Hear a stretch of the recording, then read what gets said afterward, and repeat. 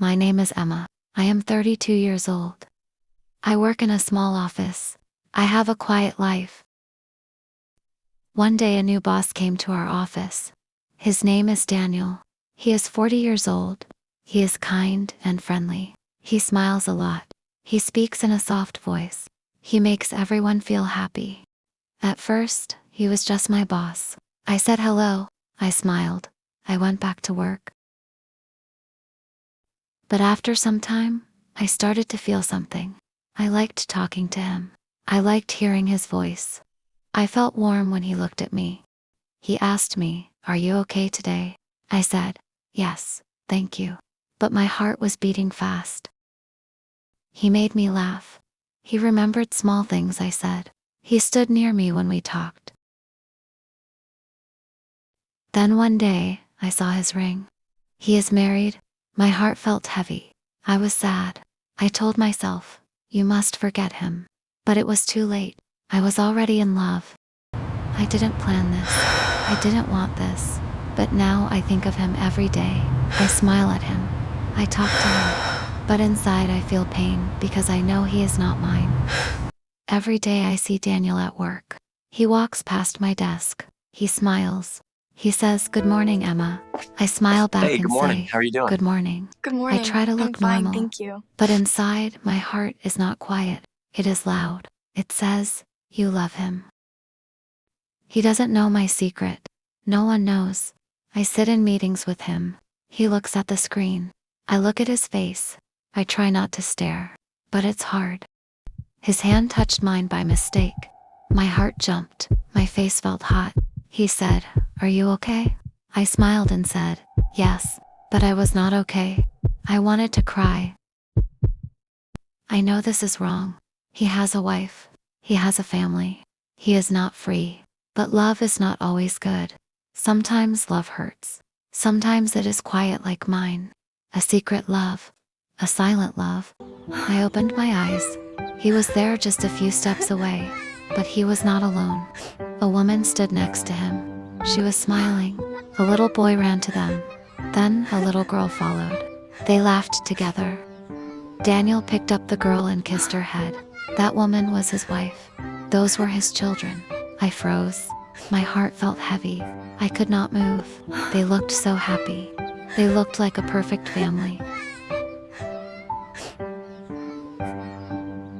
He looked different, not like my boss, but like a husband, like a father.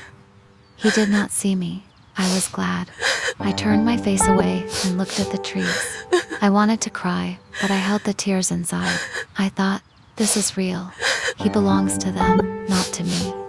I sat there for a long time after they left. I felt empty. I felt small. I asked myself again, why did I fall in love with him? But there was no answer. I walked home slowly. That night, I didn't eat. I didn't sleep. I just lay in bed and whispered, "Forget him, Emma. Please forget him." But my heart said, I can't. It was Monday morning. I didn't want to go to work. My heart still felt heavy after seeing Daniel with his family. But I had no choice. I got ready and went to the office. I tried to stay quiet. I didn't want to talk. I didn't want to smile. Then Daniel came to my desk.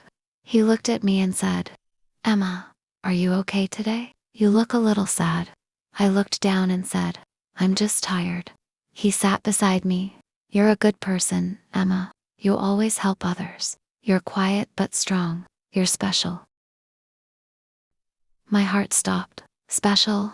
That word stayed in my head. No one ever called me that before. I smiled, but I was shaking inside. I wanted to tell him everything. I wanted to say I love you, but I didn't. I couldn't. That night, I stood in front of the mirror. I looked at myself and said, "He thinks I'm special." And then I cried.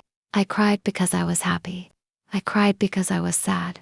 I cried because I knew he didn't belong to me, and maybe he never would. One day after work, Daniel and I stayed late in the office. We were alone. I wanted to say many things, but I was afraid. He looked at me and smiled.